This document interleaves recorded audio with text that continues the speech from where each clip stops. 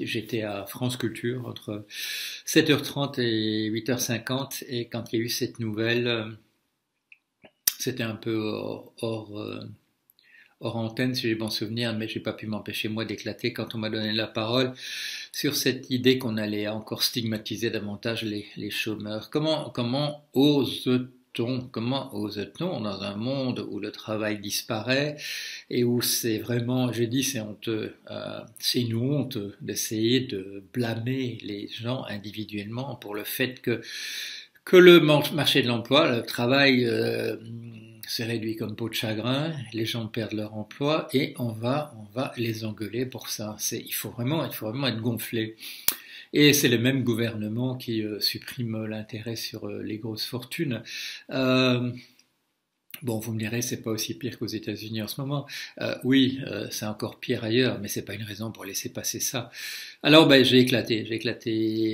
Merci à Florian Delorme qui m'invitait à France Culture de pas avoir interrompu alors que je répondais pas à ses questions à ce moment-là. J'ai raccroché à ça, mon indignation à ce qui était d'autres choses que j'étais en train de dire. Euh, oui, comment ose-t-on? Alors on nous dit c'est une idée de Monsieur Gattaz. Mais Monsieur Gattaz, écoutez, pourquoi est-ce qu'on écoute Monsieur Gattaz sur cette histoire de chômeurs? Hein, parce qu'il faut quand même être logique.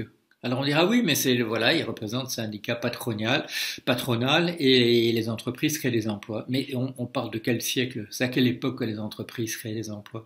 Les entreprises créent plus d'emplois. Maintenant, on est dans un système où la logique comptable fait qu'un patron qui licencie ses ouvriers, qui licencie ses salariés, licencie ses employés. Le patron, il reçoit des bonus parce qu'il licencie les gens. Voilà, parce qu'il réduit les coûts de l'entreprise, parce qu'on a accepté que la comptabilité nous dise que les gens qui travaillent, c'est un coût pour l'entreprise. On a laissé passer ça.